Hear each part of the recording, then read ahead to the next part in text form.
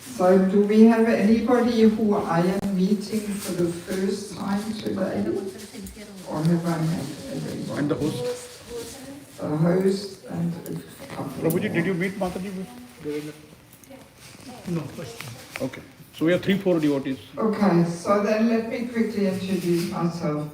So, no problem, I often prefer to introduce myself. I can introduce myself because when people just read it off the thing, it bypasses people's ears. So for a change, let me introduce myself today. So you already know my name is Devaki Mtj, and I am originally from Germany, but I have not lived there for over 40 years. Yeah. I left Germany in 1984, something like that. And I had a very good job. I was working self-employed as a physiotherapist in Germany. But I could see that my treatments cannot give people real happiness. Yeah, I could see this pretty quickly. So, and that gave me a certain frustration and dissatisfaction. Even though I was making good money, I had a job where I could work for 6 months and then go traveling the world for 6 months and then come back to the same job. I mean, in which job can you do that, and where you make enough money to travel for 6 months? So that was my schedule for a few years. But then I decided to give everything up. I sold everything, gave everything away, all my medical books, everything. I somehow knew I would not come back to this life. So, and then I traveled the world. I was 25 at the time. I traveled the world looking for the medicine that would give real happiness. Mm-hmm. So, and then in Australia, in Sydney, finally, after long search and travel, I met the devotees there. And within 1 week of meeting the devotees, I moved into the ladies' ashram in Sydney Temple. I immediately realized, that's it, that's what I was looking for. I checked out so many different groups and communities, in the northern part of Australia. It's very tropical there, and you find all kinds of pseudo-spiritual groups, and I checked them all out, but somehow, it didn't sit right with me. Then as soon as I started reading Bhagavad Gita, second chapter, first chapter I skipped, too many names.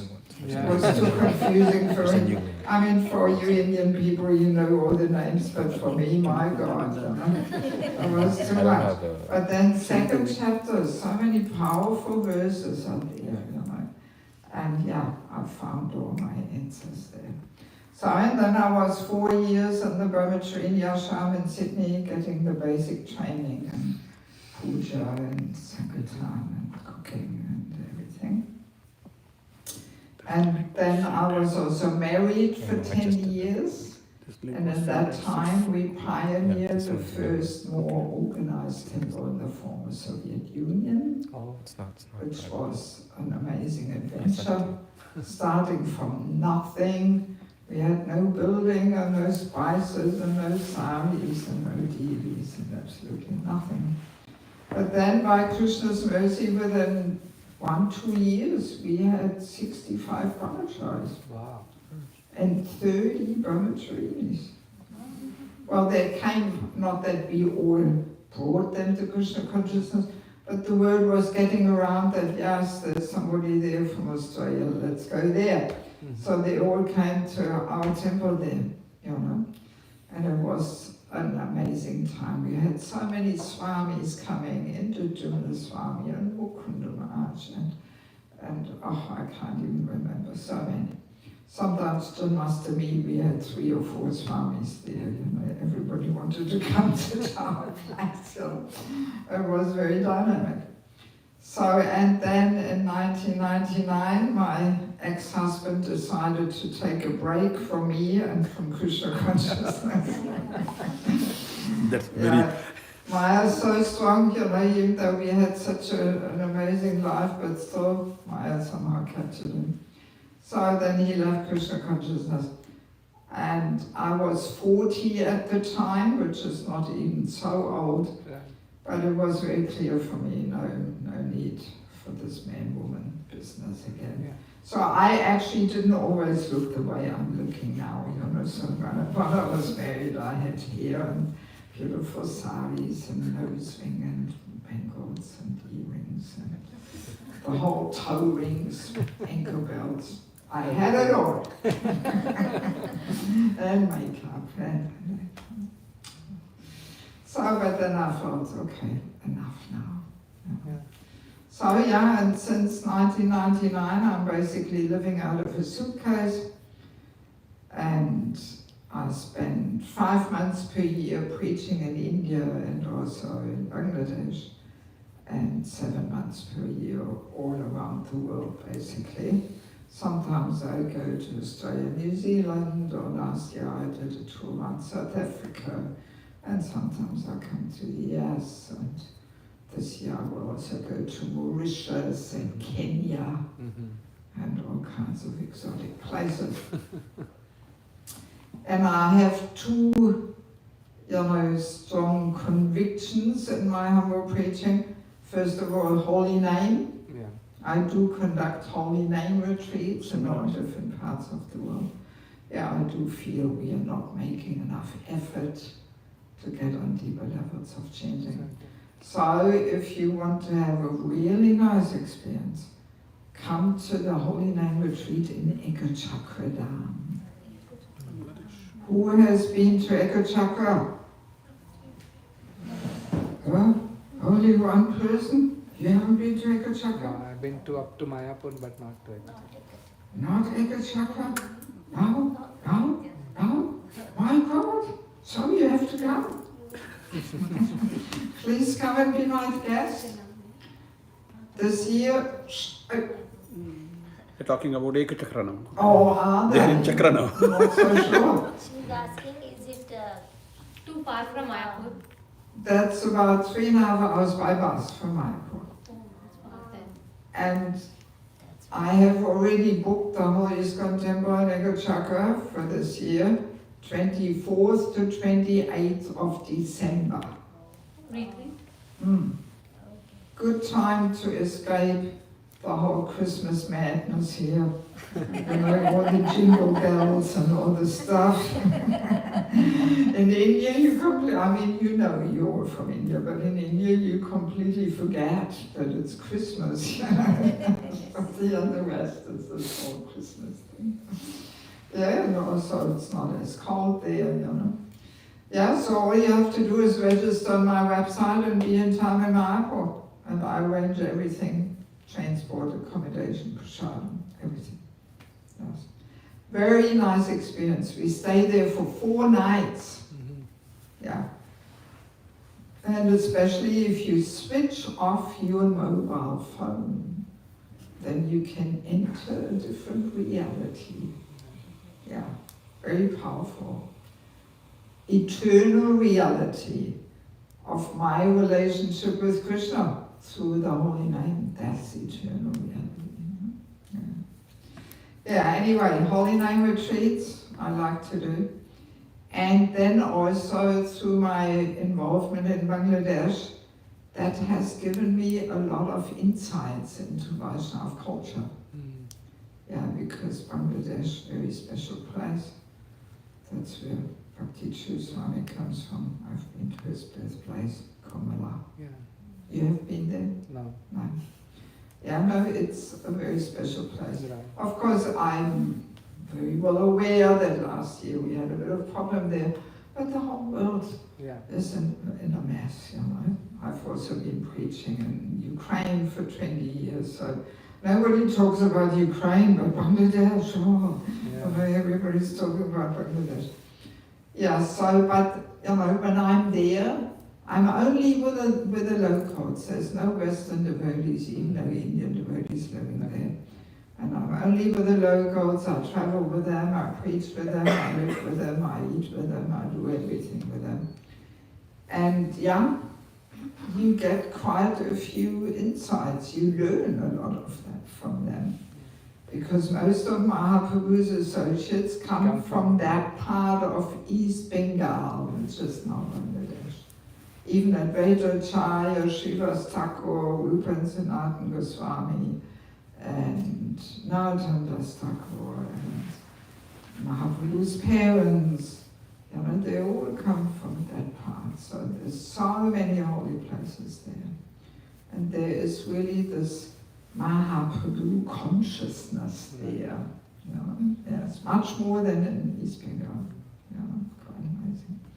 So, and because I've been spending quite some time there, I actually received a whole transformation. My whole worldview got put upside down. And that's actually what bhakti is meant to bring. We are meant to transform ourselves. And that made me realize that actually we devotees need a bit of training in how to live what Prabhupada has given us. That to study the philosophy is a good beginning, but then comes the real challenge. How do we live it? And we are not quite there yet. So, and that inspired me to establish a little institute for spiritual culture. I've got a brochure there. An institute for spiritual culture, and I put some systematic courses together and training devotees how to actually live Prabhupada's teachings. And I teach them every year in Mayapur in January. And now I'm putting the courses in book form. So each book is a 15-hour course. And many devotees around the world, they use these books for preaching as handbooks for devotee training. Because all you have to do is read a few chapters, take some notes. Prabhupada's quotes are all in there, it's all based on Prabhupada's books, and then ready is your seminar. Makes life much easier as a preacher, because sometimes you kind of run out of topics, what to present, and this is all practical relevance. Yes, it's all very relevant for people in their practical life, and that's what we actually need. It's not enough to just quote the philosophy and learn it by heart and everything, but then we are often so stuck in our mundane ways of living and our material habits and all that we are meant to actually transform them. Yes. Okay, so much about my humble self. So today's topic, maybe that's what scares people a bit today, is it? The topic of Prajalpa. Prajalpa, it will destroy this movement. That's actually a statement by Prabhupada. He made that statement. Prajalpa, it will destroy this movement. And the way I understand it is not that it is a prediction, that Prabhupada says this will happen, but it's more like a warning that if we don't control this bad habit of talking Prajalpa, it may very well have the power to destroy this movement. Yes. And actually a couple of years ago I was giving this presentation at the ILS in Mayapur, the ISKCON Leadership Sangha. This year I gave a presentation on the Vanaprasthana.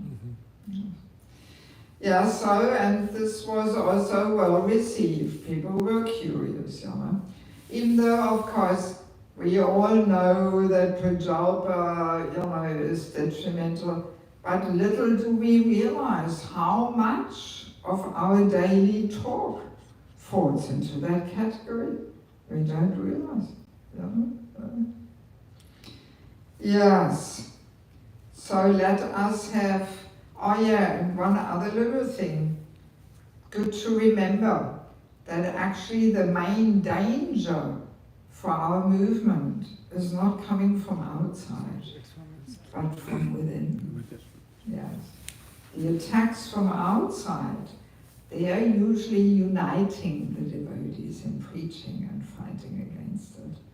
But the attacks from inside, you know, that's very detrimental, very destructive. Yeah. And usually Prajalpa is the root cause of these, you know, attacks and disturbances from within. You know? Yeah. I mean, we just had Ram Navami not long ago. So, you know, here, the maidservant mantra, getting into Kaikeyi's ear. I mean, for me, she is the personification, the embodiment of Prajalpa. It's amazing how this whole, you know, this whole big dramatic story comes just from a maidservant. You know? Yes. Not any important person or something, you know? But actually a simple lady who is just the maidservant. She brought all that about. I mean, that's just such a good example what Prajalpa can lead to. You know? Yes. Should be a good warning. Of course, I mean, we all know it is also Leela and it's meant to come like that. But still, that it all came through an insignificant woman like a maidservant. That is quite amazing, actually. You know?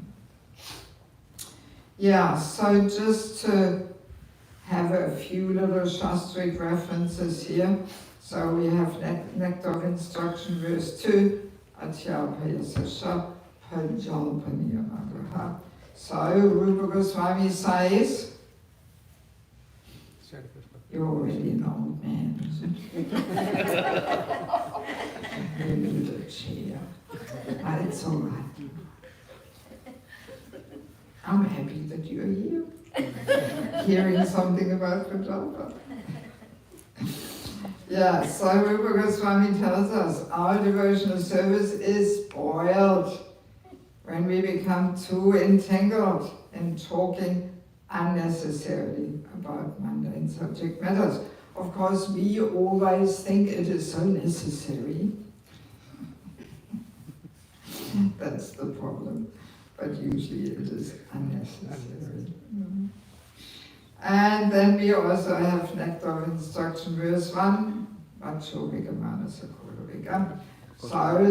gives us the instruction how we have to control the urge to speak. Right? The tongue always wants to blabber something or enjoy something. You know? Yes, so these two tendencies, eating and speaking, we have all these two activities, eating and speaking. We have the tendency to overdo it, that we overeat. I think I had too much today at lunch. Still digesting. Yeah, that we are overeating and that we talk too much about all kinds of nonsense, right? And interestingly, if we overeat, even though the food may be very healthy, but if we eat too much, we can't digest it, and that develops toxins, right? Anybody who knows a little bit about Ayurveda knows that. So, and that, makes us sick, you know? And that's why it's not bad to sometimes fast, just to give the stomach a bit of a break. There's a few interesting purports in the Bhagavatam.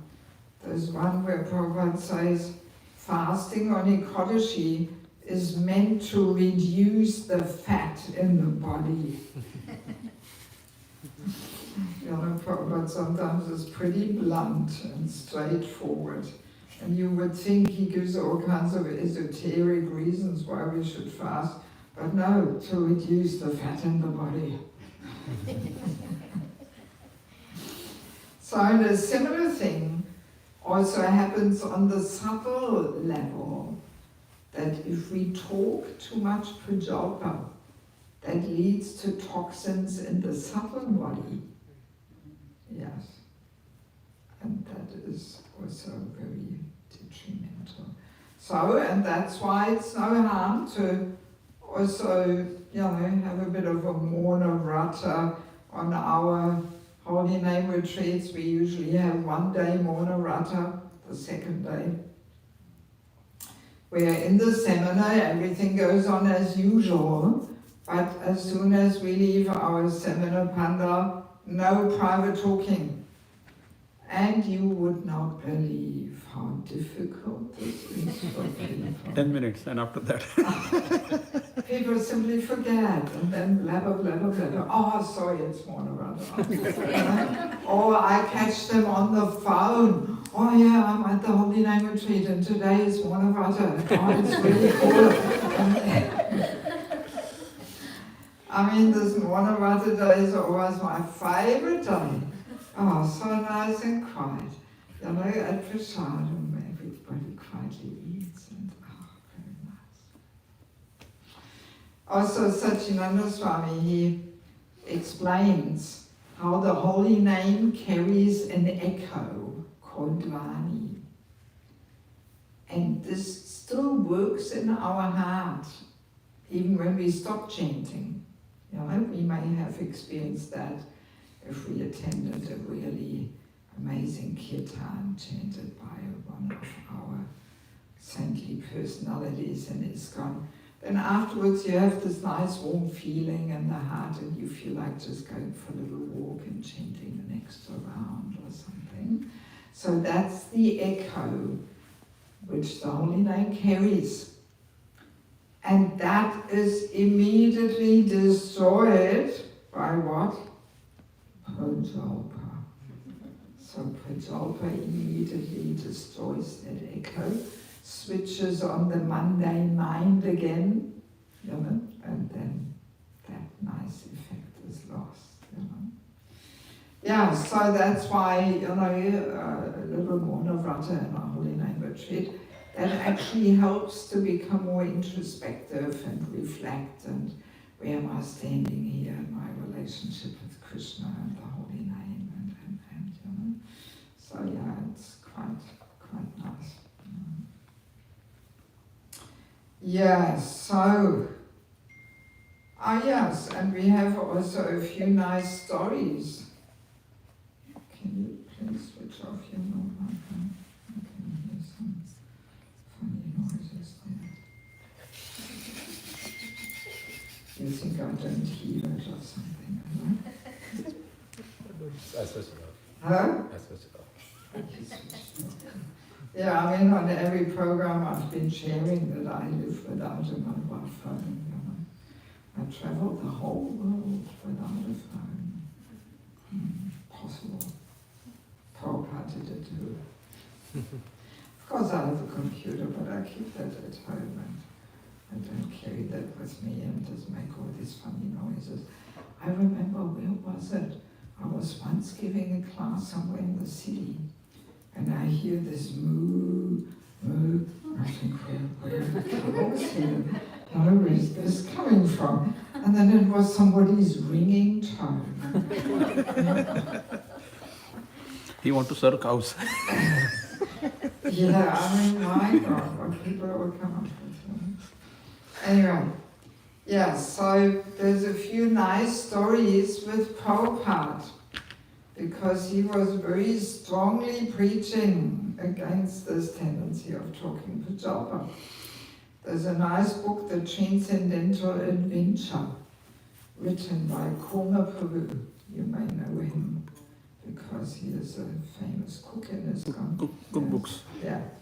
Actually, when I joined in Australia, I used to cut up the vegetables when he was cooking a summer feast, and so I know him personally very well.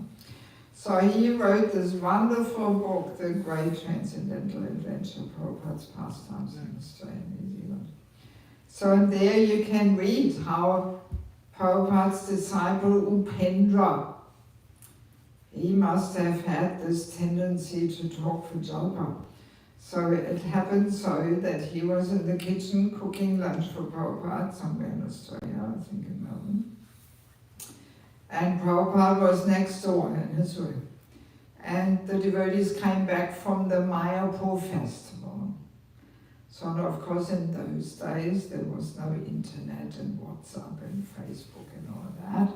So all the news were given, verbally from mouth to mouth there, Yeah, so in the kitchen there was this whole session. Oh, have you heard the latest, and this thing and that thing, and what all happened, the news from Mayapur festival. And Prabhupada heard it, and he was very angry, calling Upendra in his room, chastising him, saying, what are you doing? Are you talking Prajalpa? And Upendra said, is talking about other devotees Prajalpa? Sure, Prabhupada? Yes. This devotee, that devotee, life is short. Don't talk, waste your time talking about this devotee and that devotee. And he gave Upendra a whole lecture for about 10 minutes. How we should not talk just about this and that and so on. And then another time, also with Upendra, similar thing happened.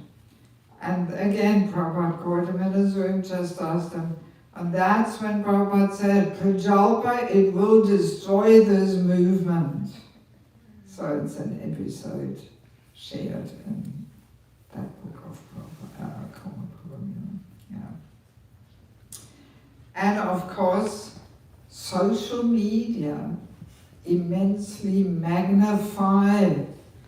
Oh my God. Completely. I don't know how much percentage, but yeah, probably 75-80%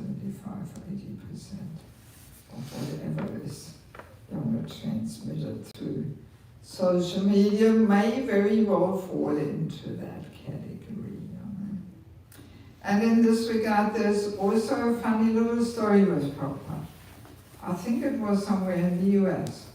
Prabhupada was visiting a temple, and that was the time when the telex machine came out.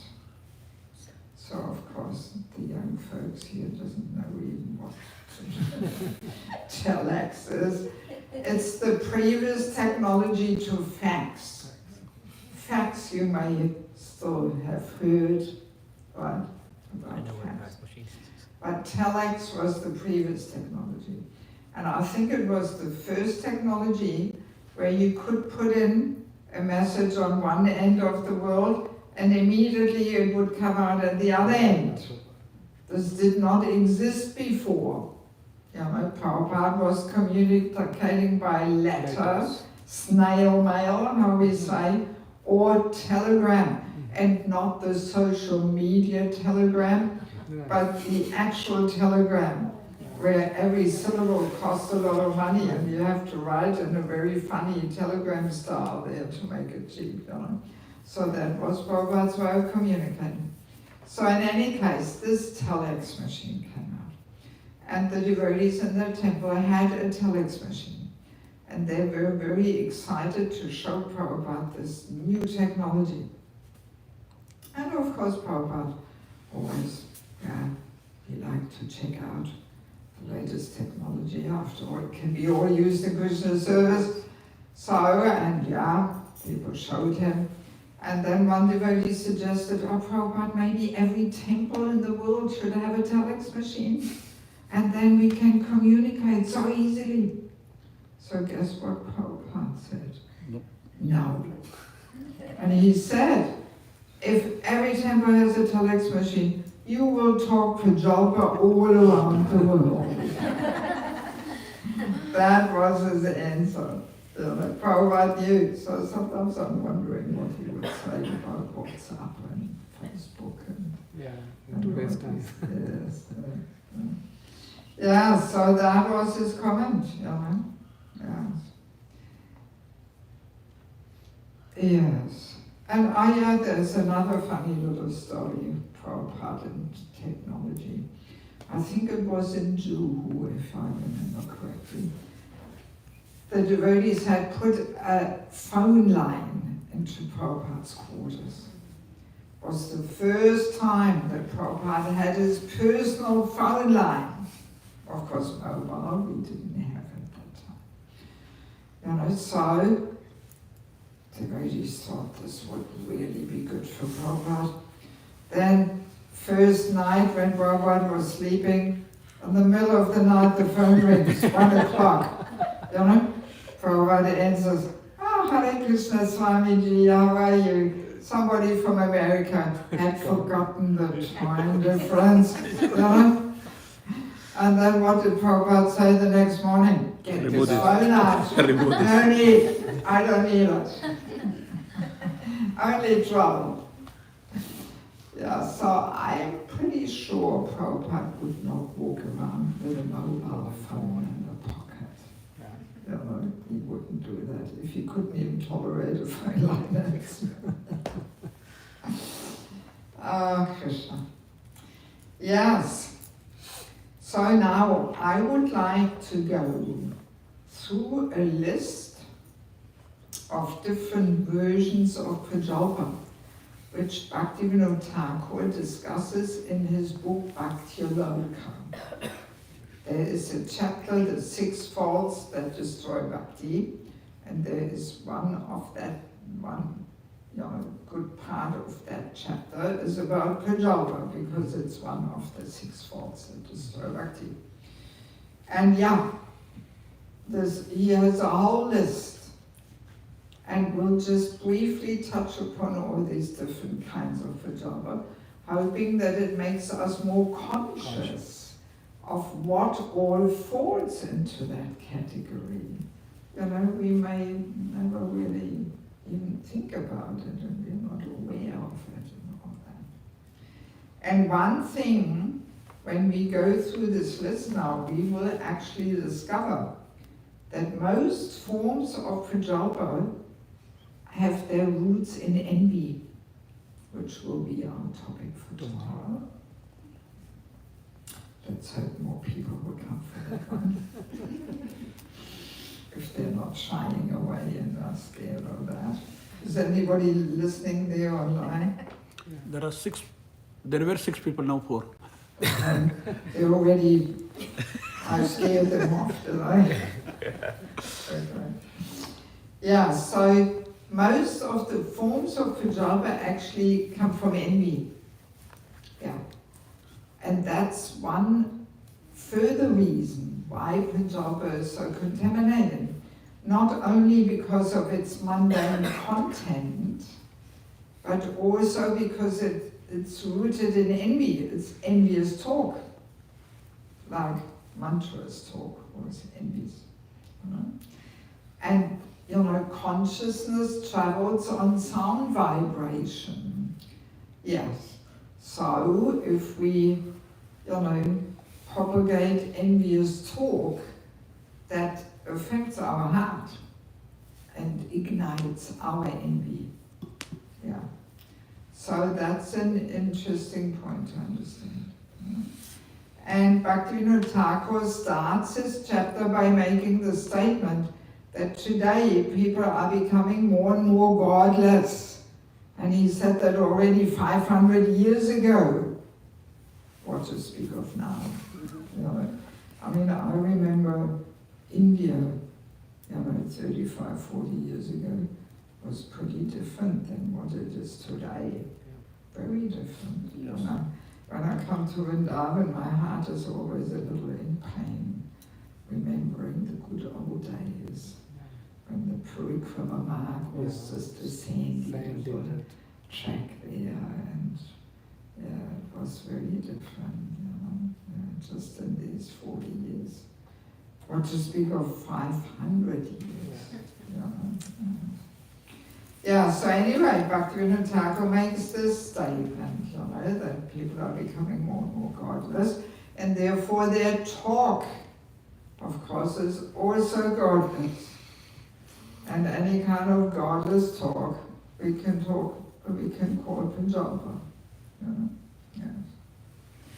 Yeah, so the first category Bhaktivinoda Thakur is giving us is simply useless talk. And he classifies in that category, he puts novels, right, just some kind of stories or whatever, and also the newspaper. So of course now newspaper, hardly anybody even reads the paper anymore because it's all on internet, you know. But yeah, the world news, if we get so absorbed in, you know, reading up on the world news and studying here, there, and researching and all that, this is also actually Prajalpa.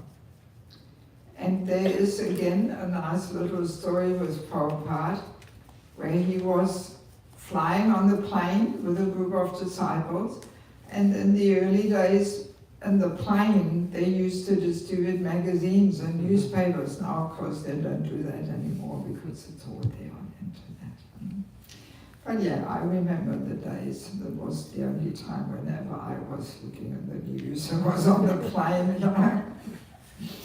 So, and devotees were reading the Time magazine, which is known to be a very good and critical magazine, right?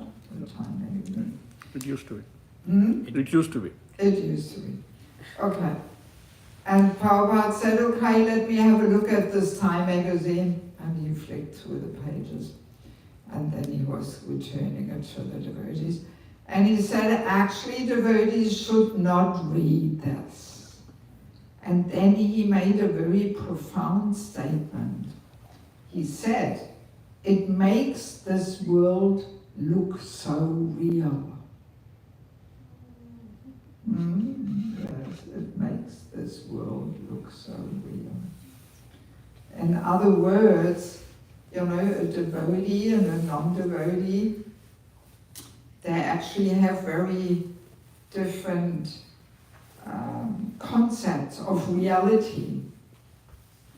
For a non-devotee, what Prabhupada calls the nonsensical stage performance, he calls that life in the material world, a nonsensical stage performance, a crazy circus, you know, which is going on there. So for a non-devotee, that is reality. A non-devotee only knows that reality.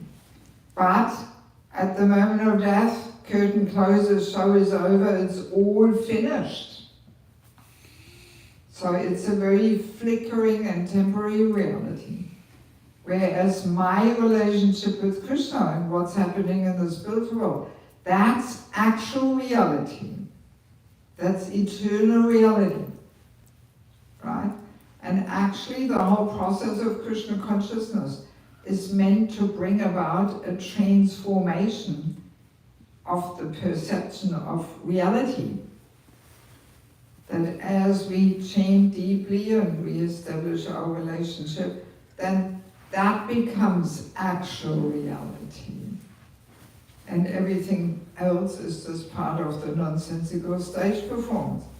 So now, if we take great interest and pleasure in reading up what's happening in this country and that country, and who is the president here and there, and the war here and there, and. So, that makes this world look so real. That's what Prabhupada was saying, you know? It establishes us in this nonsensical stage performance being reality. But we don't want that, you know? Yes. So we want to be more and more established in eternal reality of my relationship with Krishna, because that's the only thing we're allowed to keep at the moment of death. Everything else, all the things which are now so important to us, our job, our house, our family, our daughters and sons and granddaughters and whatnot, all that has no significance anymore at the moment of death. It's all unimportant. Good to remember that. And every now and again, contemplate that. Yeah, so anyway, that's why Prabhupada made this profound statement. It makes this world look so real. Yeah, so as devotees, we don't engage in all these discussions and political stuff. And often when people hear I'm preaching in Bangladesh, then they all come with these questions. What difference does it make what I think and all that, so whatever happens there and happens in so many places. And in America there's also enough stuff happening. We don't even want to talk about that. Yeah, so devotees don't engage in that because it's all part of the nonsensical stage performance. It will not help us to gain attraction to Krishna. Yeah, so next category is arguments. Simply quarreling, arguing. Oh, family life offers so much opportunities for that. Right? Arguing about petty little things. And actually, when we engage in arguments, we are wasting the mind's strength, actually. And arguments, they come from envy.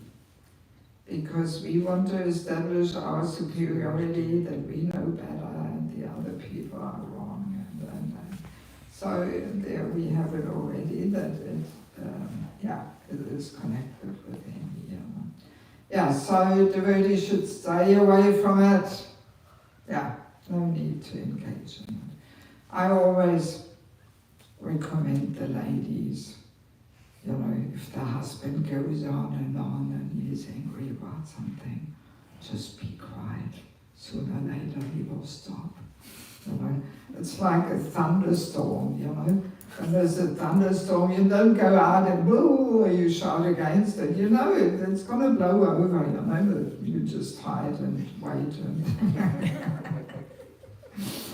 Because it's not much fun arguing by yourself, right? You need somebody to take part, Otherwise, not much fun. So how long can we go on arguing by ourselves, And then sometimes the men say, yeah, I do the same thing with my wife, if she goes on and on and on. And I just keep quiet and let her go on and on. So it's a simple trick, But it requires a little bit of control of the tongue. False ego is pushing us to answer back and have the last word and so we have to control the tongue to resist that temptation. Yes. So then the next category is gossip. Simply talking about others without reason. Of course, again, we think we have so many reasons why to talk about others. And discussing others' character, especially bad character. We love to talk about that. If we glorify devotees, talk about their nice qualities and services, there's no restriction on that one. That doesn't fall into Prajalpa, But usually we like to talk about the bad things, Yes, and simply gossiping, have you heard, and this and that. And again, why do we do it? There's envy behind it. Because we want to reduce other people's importance and damage their reputation and establish ourselves in a superior position. That's basically what's behind it. Of course, sometimes if we are in a managerial position, or we serve as a guru, or as a counselor, we may have to talk to other mentors, gurus, counselors, managers. We may discuss in a well-wishing mood a devotee's difficulties, you know? And we can compare that to the medical field. You know, the doctors, nurses, they're actually not allowed to talk about their patients to outsiders, right? How do you call that in English? Confidential. Yeah, but it has some other term, I think. Non-disclosure agreement. Huh? In the healthcare field, Yeah, HIPAA. the HIPAA Hip- regulation here. what is it? HIPAA. It's a regulation here that without patient's permission, you can't Yeah. disclose anything to So anybody. how do you call that? So there is a Short form. HIPAA, HIPPA, Health information, Okay. Privacy Protection Act. but I something. think they call it without the consent of the patient. Yes, it's some kind of a medical confidentiality thing, you know?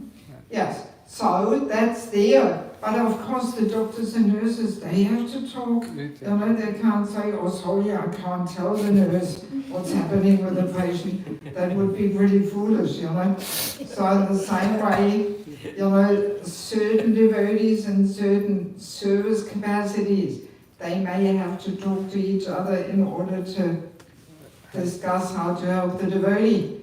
But people in that position should only talk to others who are also in that position. Sometimes people think, oh, I'm a leader, temple president, I can talk about other devotees. But no, you know, only to those who are in a similar position of service, you know. Yes, very important. You know? Yes. So that's then not Prajalpa, you know, obviously, because that is for the benefit, such kind of discussion and talk is for the benefit of the individual devotee, you know. Yes. Yeah, I mean, this topic of keeping things confidential, this is also a big topic because people find this so difficult to keep things confidential. You know? And especially when it comes to mentorship, it's such an important thing that we keep things confidential, what other people share with us when they open their heart and share some very personal things. We have to keep that confidential. And this is so difficult to find these days, that people can keep things confidential. And that's why people are afraid of opening their heart, because they know the person will blabber it around and then sooner or later somebody will use it against them. And so I was trying to analyze, why is this so difficult for people to keep things confidential? And I found the answer that this is again connected with a false ego. Because we want to show off that we know something that other people don't know. Yes. And then we say, oh, have you heard? Oh, she didn't tell you. Oh, really? Well, she told me. And I'm going to be the special one who tells you. But don't tell anybody, it's confidential. And then that person goes, says the same thing. Oh, guess what I've heard? Oh, you didn't hear? Oh, really? You don't know? Oh, I know. And I'm going to be the special person who tells you. You know, but again, don't tell anybody. It's confidential, you know. And like that, it goes around and around. Yes. So you remember this, and next time, when you tell somebody something which you actually should not tell anybody, then you look in your heart and you reflect, why am I saying this? And you will see, yes, I want to show off that I'm such an important person, and you know, and I know, and I'm going to be the one who gives you the big news, you know. Yeah, it's showing off. false ego, our constant companion and troublemaker. Yes. Yes. So, next category is debating. We can say debating is a more serious form of arguing, and behind debating is always this mood of wanting to win the debate. So it's a very strong false ego thing. That we don't want to find out the truth, but we just want to get our point across. And often we don't even listen much to the other person, but we just want to get our point across. Maybe you have been in this situation, often these debates are happening also with social media, that somebody says something, maybe about us or about, some situation. And then so many people hear it or read it, and then we think, well, I have to answer to this somehow, otherwise everybody thinks this is true, right? So then we give our perspective, then the other side, what do? They twist it all around, make a weapon out of it, boom, shoot it back at us. And then again, what to do? If I'm quiet, everybody thinks this is true. So, like that, it goes on and on and on. Doesn't matter what we say, it will be twisted around, used as a weapon, because people don't want to hear, actually. It's just a false ego thing. They just want to get their point across, And anybody of you has been in such a situation where you get caught up in such debates? No? Yeah. Yes? Many of us Many of us, okay. should have courage to say that.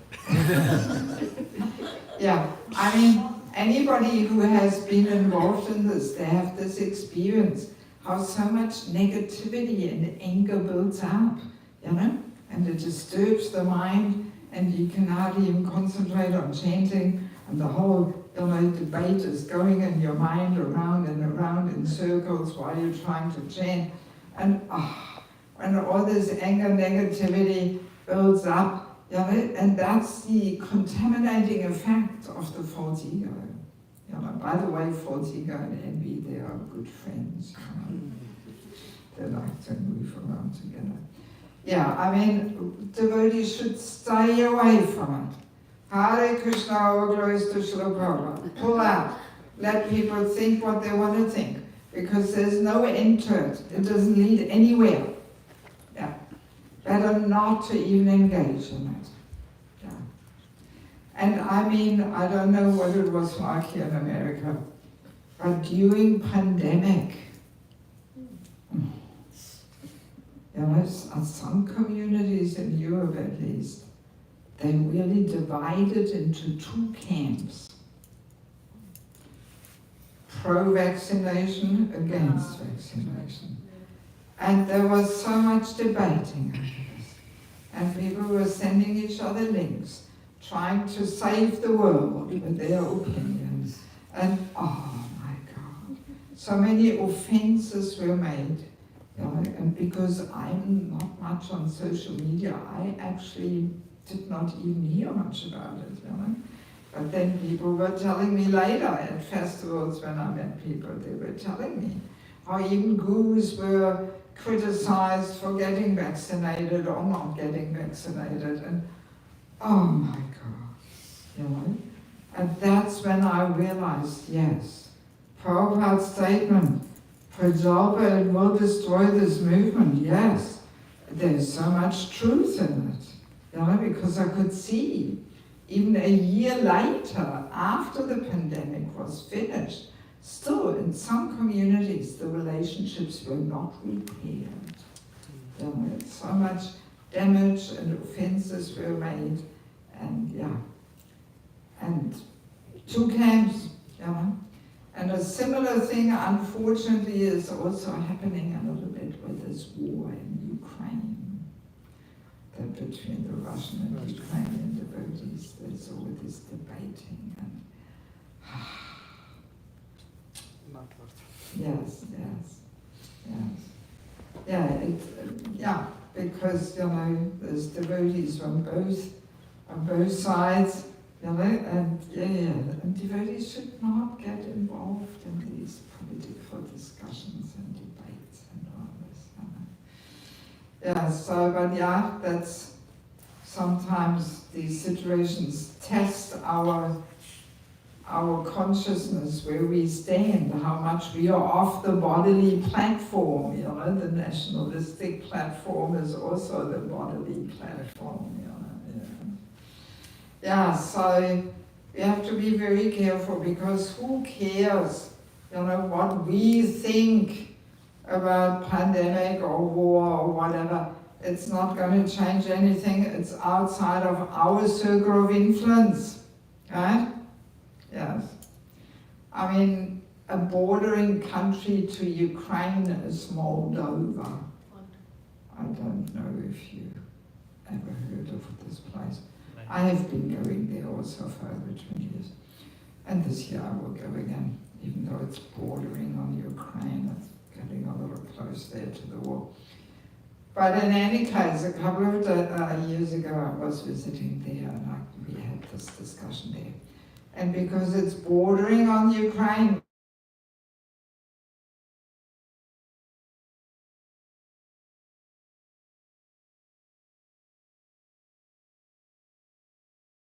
but then what happened?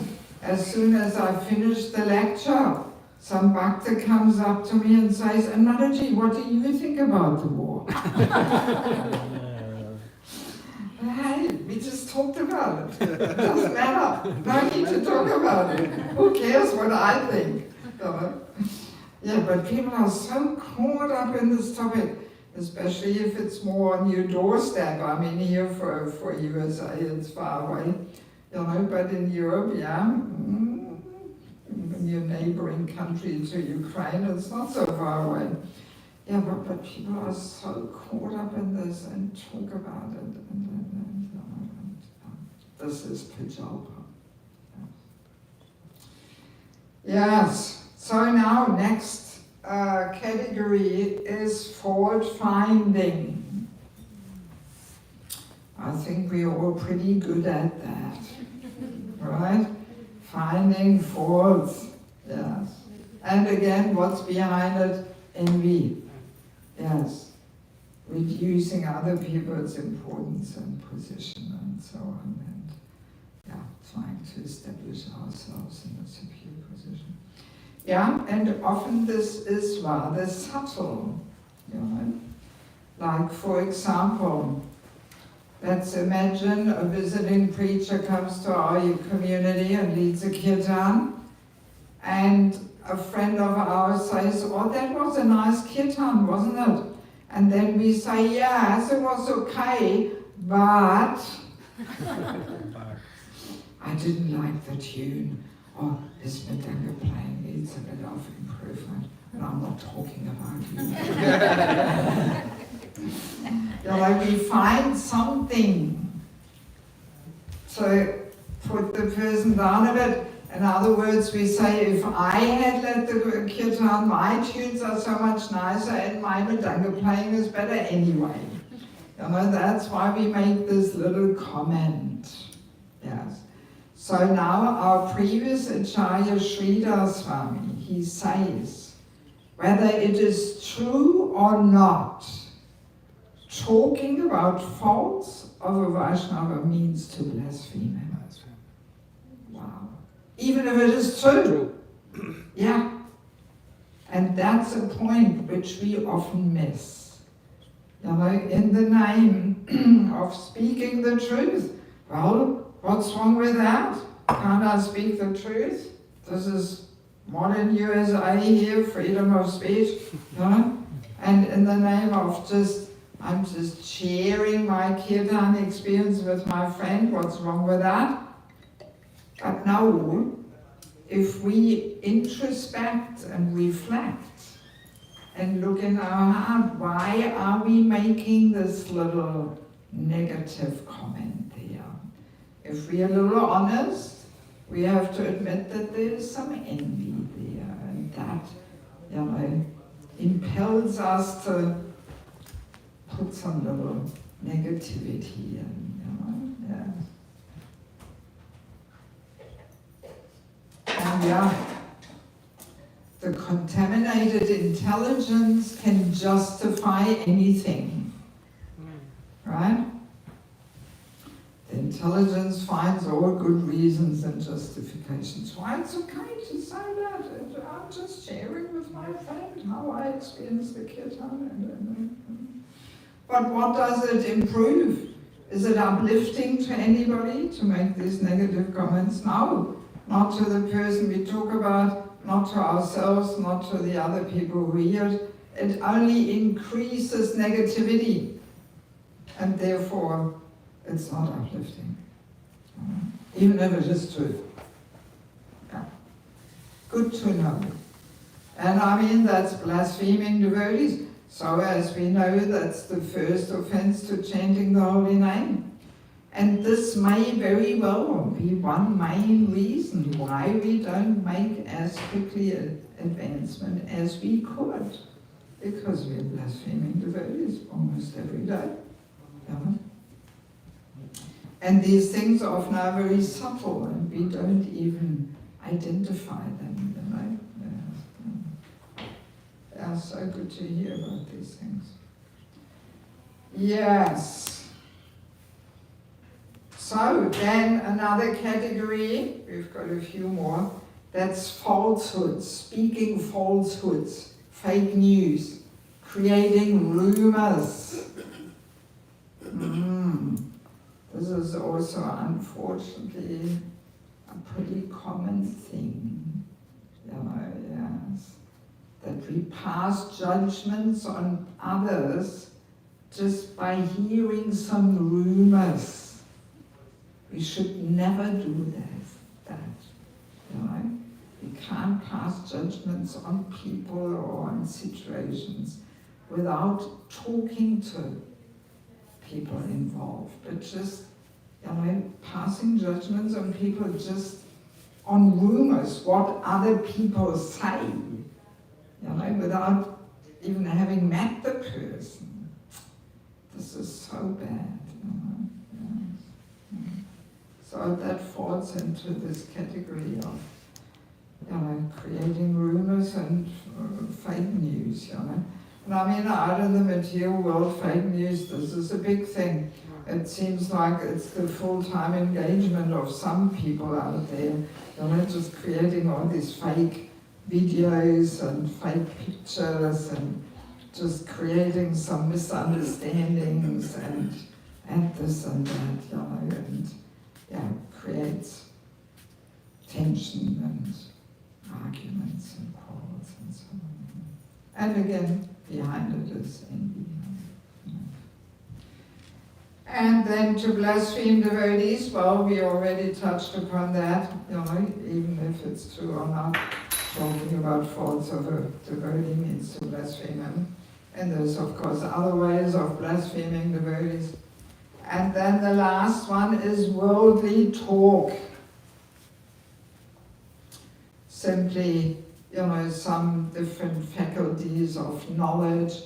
If we get great pleasure in discussing mathematics or, physics or whatever, just as a sport to show off how much we know or something, this is also Prajalpa, But of course, some things like archaeology, biology, astrology, they can also be used for preaching, And of course, ultimately, any kind of knowledge can be somehow connected with Krishna and used for preaching, but some more, some less. So, but in any case, if we dive into all these discussions and so on, just as a sportive engagement there to show how smart we are or something. So that is also a category of Prajalpa. Yeah, so that's basically the list which Bhaktivinoda Thakur is giving.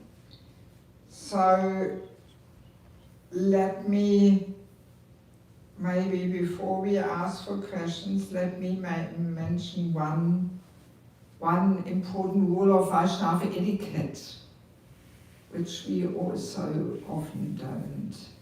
We're not mindful of it and we don't follow it.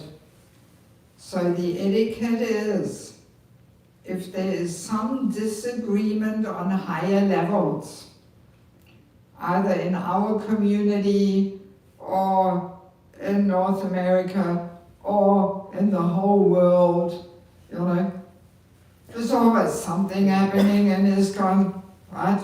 I think we all know. So we should not take sides. Yeah. We should not pass judgments and we should not take sides. Because if it is on higher level, we cannot have the full picture. We cannot clearly, fully understand what is actually happening there. You know? And we should not discuss and not take sides because it's outside of our circle of influence. Again, who cares what we think? It doesn't make any difference. You know? We should always stick to our circle of influence. We've got enough to work out in our own hearts and in our families and our communities. So, yeah, if we hear something happening there, some discussions, this, that, between the GBCs and whatnot, you know, it's none of our business. Thank God. Thank God. It's none of our business. Yeah, because devotees often don't follow this. And you know, so often people ask me, oh, what do you think about this and this and this? Oh, who cares what I think? You know, no, I don't go there. You know, because if we pass judgments and discuss these matters, guaranteed we commit offenses. Yeah. And bhakti is not dependent on all these things there going on and so on. You know? So yeah, it's a very important rule of Vaishnava etiquette, which unfortunately people don't follow. And yeah, especially in the Western world, you know. In India, they still have a little bit more the culture and the blood that they, you know, let's say in a bigger community with senior leaders, you know, if there's something happening, people usually, they're a little discreet and tactful and they don't talk about these things, you know, but in the Western world, this is a little unknown, you know, and people find great pleasure and any bhakta can pass a judgment on the GBCs and, you know, yes, it's, you know, yeah, I mean, Vaishnava etiquette and culture is always our saving grace, you know, protecting us from all kinds of offenses and, yes, yeah. So yeah, that's simply one rule of Vaishnava etiquette which I wanted to mention. You know. Okay, so let me see if we have any questions for further discussion, since it is such a practical topic. Yes, Guru. Thank you so much, Mataji, for giving some very thoughtful insights into this topic. So I have multiple questions. So first one is that when we talk about Prajalpa, so I understood the categories which you have mentioned. So sometimes like... There's a mic coming. So when we meet with devotees or even normal people who are in our social circle sometimes, then is like talking general wellness and general like what about them or about us, just exchanging general conversation about each other. Does that fall under Prajalpa or not? Well, see, especially when we talk to non-devotees, either relatives or colleagues or something, we may have to have for some time some little small talk, Right. just to somehow connect with them. But then sooner or later we should learn the art to connect things a little bit with a higher vision there. Mm-hmm. And we can do this even without mentioning Krishna or Right. something. Right.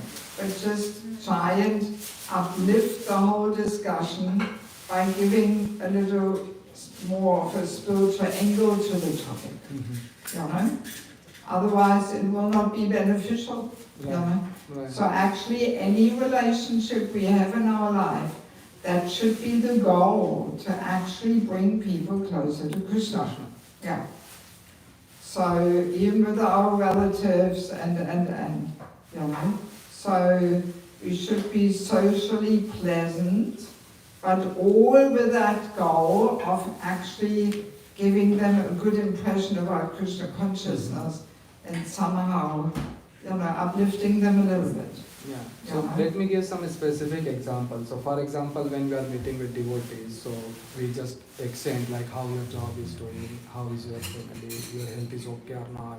And even in our family with our children and all, we discuss about their college, their project, how they are doing and all that. So is doing those kind of conversation okay? No, I or mean, it's- see, we can't be too narrow and fanatic that, oh, we only talk about Krishna, Right. you know? Yeah, so So- that is more practical. Because see, especially when we are devotees, when we practice Krishna consciousness, the more committed we are to Krishna consciousness, the less we can separate Yeah. material life and spiritual life, Right. because our health has directly an influence Right. on our spiritual life, on our service, on our sadhana, Right. and you know, so we can't really separate them completely, Mhm. you know. Mhm. And I mean, even when we read in Krishna book, you know, when the different family members there meet of Krishna and you know, so they all ask about each other, how are you doing, and this and that, how is he, how is she, is everything well, you know. So we are simply expressing, you know, our concern and our interest in the other person, you know. Yes, yes. So no, this is not necessary. But then we can say, if the conversation never goes to a higher level than just that, Yeah, then for it's a 2-3 hours, Yeah.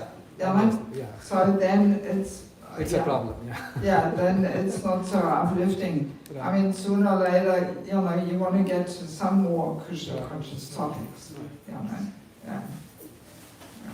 And my another question is like sometimes due to work and the profession we are involved in, we need to get into some kind of research or information Yeah. gathering or those kind Yeah. of things. So and maybe some kind of discussion with somebody for that subject matter and strictly related to our profession. So Yeah, very true. But again, we have to be careful that that doesn't take over our life. yeah, not Uh-huh. like yeah, That like we know limit. this is actually part of the nonsensical stage performance Right, here. right, right. And the actual reality is my relationship with Krishna. So, but if we allow these topics to completely take over our life and all our headspace, you know, then, then the Then it's a balance problem. is not there. And it will affect us. It will affect our consciousness. If the mind is full of mundane stuff and work, then there's simply not much room left Right. to think of Krishna and service and preaching, you know. It's as simple as that. You know. Yeah. Anything else? I have one other question. If anybody else has, then I will ask one more. Anybody else has a question? Yes. I don't have Hare Krishna Murli, Hare Krishna. So I don't have a question as such, but from the whole lecture that you discussed today, there are two things, correct me if I'm wrong. There are two things which I got. One is envy and ego. If we have that, then there is a great tendency for Prajalpa. Yeah, that's true. And see, I mean, tomorrow we will talk about envy, and there's a whole book about false ego. So these things are difficult to uproot And because they are so difficult to uproot, we need Vaishnava etiquette. And we need, to follow this etiquette, that we avoid Prajalpa, and that we are conscious of what Prajalpa is. So if we follow the etiquette and at the same time we do all the other purifying parts of devotional life, Shravanam, Kirtanam, and we have that burning desire to kick out this tendency of Prajalpa from our heart, then by following the etiquette we will gradually get there, because we restrict ourselves, like we restrict ourselves in so many ways in Krishna consciousness, that we restrict our sense gratification, we restrict our eating, what we eat, what we don't eat, and so we set a little frame there, we accept some rules and regulations, and that's also in regards to our speaking habits, that we create uplifting habits in regards to speaking. And then gradually that will also reduce the tendency for envy and false ego. But it's a fact. False ego is the root cause mainly, because false ego in a nutshell is we think ourselves to be something which we are not. So we think ourselves to be the big enjoyer and controller. So and we discover tomorrow, as soon as we want to enjoy, there will be envy and competition entering. So that's how it's connected. Yes. Last, there's a question in the back there.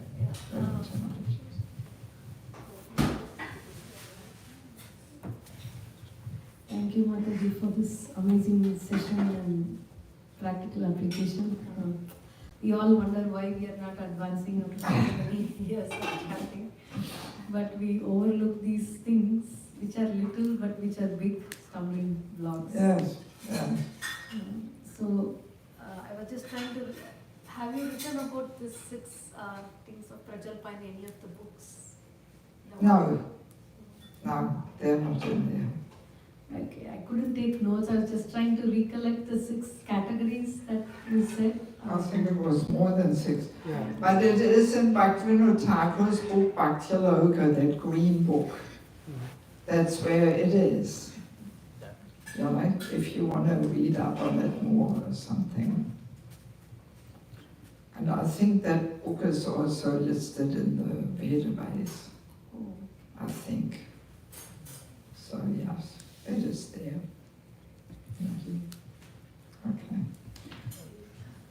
Okay. Hare Krishna Mataji, thank you so much. Last 2 days was very nice.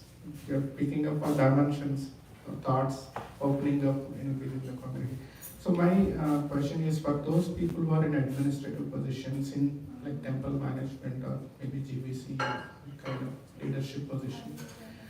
Though it is Krishna related, they're trying to grow the congregation. Prajalpa happens, and that's maybe the daily job or maybe weekly job, whatever they're trying to address. Right? So in those cases, where is the limit? Like how do we manage or control this Prajalpa?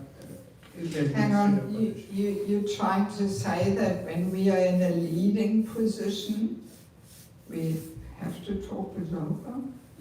Yeah, because always, some issues or something that we basically have to solve. It depends with what consciousness you discuss these. Yeah. So, from a leader, you would expect that he has the mood of a well-wishing mood of wanting to solve, wanting to improve things, wanting to uplift things. People, so then it is not Prajalpa. But if it is not in our service, in our circle of influence, and if we simply talk about others people's characters and what all happened, and that's Prajalpa.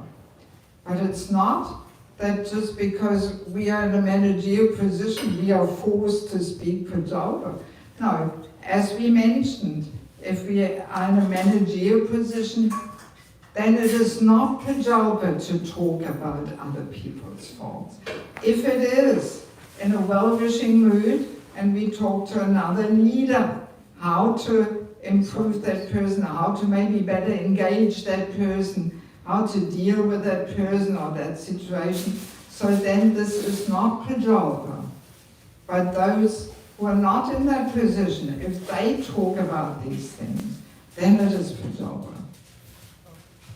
Yeah? Well, good that you brought that up. Otherwise people start understanding, oh, so the managers have to speak all this.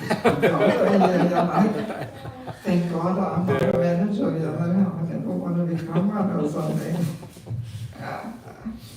You had another Yeah, thing? one last Yeah. question. So we talk about Prajalpa like when we are in conversation with others, but I think that I do a lot of Prajalpa with myself. With your own mind, you mean? So that is also like very harming because Yeah. we live lonely, we don't live with so many people around all days, so but we just talk to ourselves too much on whatever those topics are, that Yes. sometimes it falls into those categories as well. Yes, criticizing others and Just in your mind, or Yes, just thinking yes, about yes, it and yes. spending your yes, very true, Yeah. very true. Yeah, very So true. that is more alarming because nowadays it's not like that you are surrounded by 100 people unless you are living in temple or ashram or something like that. Yes, If you are living in yes. our own families, we Yes, just hardly meet once a week or twice a week. yes, But yes. we are constant companion of our own self, Yeah, where we are yeah, just yeah. doing this all the time. Well, so that's why in family life, we should establish really good habits, cultural habits, that if we follow that little thing of every evening, the whole family comes together for a 10-15 minute kirtan. Yeah. That works wonders. Yeah. I know some families who introduced that because they realized, once the kids are a little older, in the evenings everybody sits with their mobiles in the corner and people don't even talk to each other anymore. So then they said, okay, let's have it every evening, 15-20 minutes kirtan. And then even the neighbors were starting to come to other devotees and so just simple things. If we make it a habit, and it's so nice for children to grow into that culture of finishing the day with 10 minutes kirtan. No matter what age the kids are, even at 6, 8, 10 months, they're happy to take part and bash something, the pots as instruments and whatever. So in all age groups, it's so beneficial. Yeah. All reading something together and so that spiritualizes the monologues and the mind there. All right. Well, since there is a few people who are here the first time, I hope I'm not boring you. But I do want to tell you something little about these books, hoping that some of you who are here the first time, because most other people maybe got the books already. Yesterday and the day before, a lot of books were going out. So, Spiritual Culture, Krishna's Divine System. This book is all about the man-woman natures, dynamics, that they're very different. Equality is there on the level of the soul, but not on the level of the body. We are all a little confused about this, the basic things we don't. Yes. When you read this book, you will realize how this man-woman equality puts the whole human society upside down. And Prabhupada says it all. He could see it all. It's all in Prabhupada's conversations and reports. But yet, we are so conditioned by this man-woman equality. And actually, we women have a very powerful Shakti. in many ways, we are actually superior to the men. Yes, yes. But Prabhupada says, or Bhagavatam says, a woman should use that powerful energy to be the power of inspiration to the men, and not to compete with the men. Yes. But because of this man-woman equality, the women compete with the men, and that's what weakens the men. That's why in Kali Yuga, the men become more and more irresponsible and, sorry to say, useless. Because yes, it's quite mind-blowing to discover all these things, how Krishna's divine system is actually perfect, and how man's nature, woman's nature perfectly complement each other, and how far we are getting from Krishna's system, and that's why we have all the social problems in society.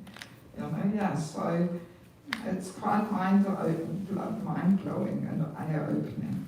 And it's so helpful for married life. This book has saved already quite a few marriages. Yes. Because we women have this powerful energy. Prabhupada says a woman can conquer a man's heart no matter how irritable and cruel he may be. That's the power of a woman. Whereas a man cannot conquer a woman's heart if she is cruel and irritable, but a woman can. Yes. So there's a lot of interesting things to discover, and also very helpful for young girls, teenage girls, and so on. They should read this to understand, you know, what kind of vehicle are they driving here. We women play such an important role, you know, and if this is misunderstood, whole humanity goes down the drain. You know, and that's what's happening in Kali Yuga. Actually, in India, all the big temples like Pune, Chowpatty, Hyderabad, they use this book as a handbook for brahmachari training, even though the whole book is about women. Yes. Vrindavan also. They once invited me to give a whole presentation on this to 60, 70 brahmacharis there. Yeah, because the men also have to understand these things, you know, they're the main persons preaching and presenting things, and so if we are all mixed up on this, you know, and the other day I heard an interesting class by Abhiram Prabhu, Prabhupada disciple, talking about Varnashram, and he was saying the same things, and I thought, oh, thank God, thank you for saying these things. He was also saying how we women are playing such a powerful role. And this man-woman thing is the foundation to Varnashram. You know, if we are confused over that, then we will never get anywhere in Varnashram. And interestingly, in a rural culture, in a rural setting, the roles of men and women very naturally fall into place. It's not the women who sit on the tractor and cut down the trees and all this. You know, it's the men. You know, very naturally it falls all into place. But this more artificial life in the cities, that's where everything goes topsy-turvy. And this whole gender confusion, it's taking bizarre forms, my God. You know? Yes, yes. I mean, there's some kind of 50 social genders you can choose from, and my God. Oh, yes, it's bizarre, you know. Anyway. So then we have sheltering relationships. This is all about the importance of having a counselor, a mentor. That just having Diksha, Shiksha Guru not enough. We need this well-wishing, more experienced friend in our life who can guide us, who can help us balance our spiritual and material needs, and who can show us in a very individual, personalized way how to actually move forward. And if we don't have that, we easily stay in our comfort zone, and then we become stagnant, right? And then nothing happens. And then we sometimes see people come for 30 years every Sunday to the Sunday program, but nothing really transforms in their life. Everything stays as it is because they don't have anybody to help them move forward. I have to get a couple of these books there because I don't have any left of them. So now you will see the glasses there.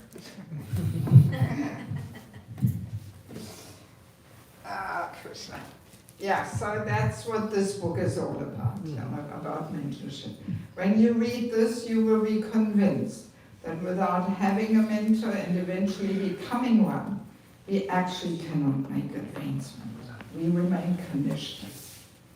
And the topic of envy tomorrow, that's in this book. Yeah. So then we have the false ego, our constant companion and troublemaker. False ego is so subtle. We can easily miss it. We can actually miss the target of Krishna consciousness by feeding and boosting the false ego instead of subduing and dissolving it.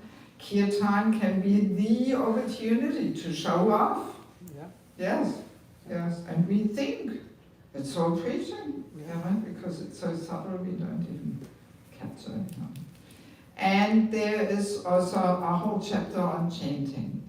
There's like a summary of a holy name retreat in there, how to chant in japa and kirtan, so it subdues the false ego.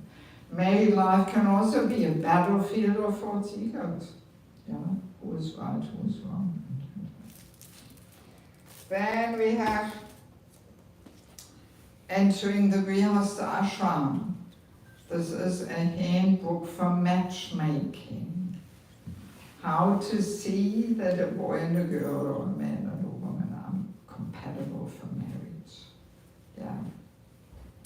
See, especially in the modern days in India, people have lost that deeper knowledge how to arrange marriages.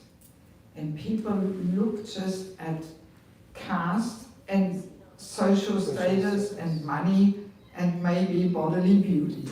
But they don't look at all the devotional qualities. And the back is a nice purport from Prabhupada, where Prabhupada says in the Bhagavatam, if the taste and character differ between the man and the woman, their combination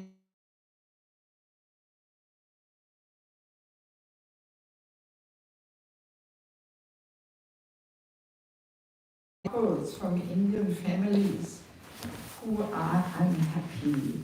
Of course, it's not only in Indian families, but people are often just put together, and the parents do their best, but they don't have that proper knowledge. Yes. And the worst thing I personally find is that people often, because this is how it was done in former times, that people were not even talking much to each other. But now we have to adjust a little bit our matchmaking according to the modern days, especially you children grow up here in America. They're not in South India or something. So all you parents, you grew up maybe in South India, but you kids are growing up here and there's free mixing, and we have to give the two involved a bit of time to talk about things. So in this book you will find a whole list of over 200 topics which they should discuss with a cool head in the presence of parents to see, are we on the same page? And this list is not my list. It actually was put together in Mayapur. And even Bhaktivedanta Manor in London, which is a huge Indian community, they use this list. And I personally find these questions excellent because you have to reflect, you have to think, and you realize you get to know yourself more, not only the other person, but yourself. What do you need? What do you look for? What is important for you? And by going through the list, in a guided form, people can see already after 2 or 3 meetings whether the chemistry is right or better to look for a different candidate, you know. Because I come so much now across divorce in India and Indian families. Sometimes after 6 months of marriage, even in Pune, you know, nice community. But yeah, they're already after 6 months, people get divorced. Because they did not have that time to talk about things, to see, can we actually connect? Yeah. You know? Yes. Yeah, so I simply hope this will help us to not get away from arranging marriages, because very easily, if we don't improve and fine-tune our matchmaking, we go in the other extreme. We want the love marriage, and I call them lust marriage. Doesn't sound so romantic anymore, but we've tried all that in the West. That is not the answer, you know, but we have to fine-tune our matchmaking a bit, you know. So it's a good book to read for people who are not married yet, and for the parents to understand how to, you know, do things a bit more with deeper understanding and knowledge. And then we have Family Life as an Ashram, Secrets of Success. How to create this culture of bhakti in our home. Many devotees' home life is not such a suitable place for actual cultivation of bhakti. So we need a bit of training in this. Yes. It's very practical, all based on Prabhupada's books. Actually, in the Bhagavatam, you will find everything. But you know, people often read over these things and they don't really extricate it and apply it, you know. So you will find, I mean, this is like the handbook for harmonious, Krishna-conscious family life. Yeah. Moods and attitude of husband or of wife, the duties and source of income, and so many things. And there's a whole chapter on physical intimacy in marriage, how to live this principle of no illicit sex life. There's also some confusion over this. Nobody talks about it, and people are at a loss how to make things work. So I did some research, and I came across interesting episodes with Prabhupada, which hardly anybody knows, where he says things on one-to-one which are not in the Bhagavatam. Yes, because the Shastra always gives the highest standard to strive for. But Prabhupada was very clear that everything in Krishna consciousness is a gradual process. Yes, yes. So, and this is also important when guiding others. You know, preachers, people who guide others, Bhakti Vriksha leaders, they have to know these things, to give the proper guidance. Yeah. And then last but not least, the Vanaprastha Ashram, meeting death with joy. It's another one of those examples. Bhagavatam is full of all kinds of statements, but yet Vanaprastha Ashram, I call it the forgotten ashram. It's not established. And I'm making this joke because Prabhupada was always saying 50 is the mark. So I'm saying now ISKCON is 50. So it's about time to accept the Vanaprastha Ashram here in ISKCON. You know. Very practical, step by step, all different things. And there's a whole chapter on death. What happens there, or the subtle aspect, how to prepare, how to support others in this final journey. I have accompanied quite a few people in this final last 2 weeks journey. And we have to know how to give good association. You know, all our life we need good association.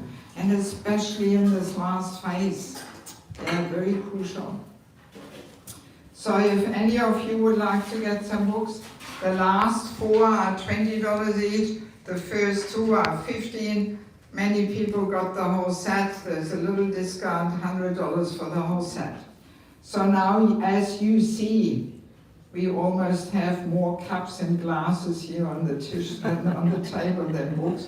So I already distributed 2 big boxes only on 2 programs. So, but what I have a list of orders. So a few books, I have still a few copies here, but if you want the books which I don't have here anymore, only as a sample, we simply write you on the list and we tick which books you want. And if you trust me, you pay me already up front. And in about 2 to 3 weeks, another box will come.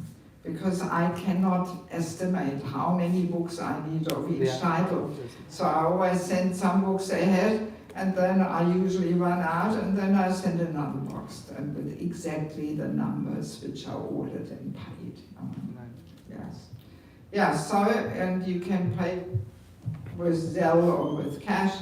So it would be a great honor for me, those who haven't gotten any books yet, to put these books in your hand. Yep. And you can use them for preaching. They're very helpful, practical, relevant for our daily life. Okay, so thank you so much for your kind attention. Srila Prabhupada ki Jai. Samaveta Bhaktam Nikim. Jai. Gaura Premanand. Thank you so much, Mataji, for touching these very, very subtle aspects. And I wish we have,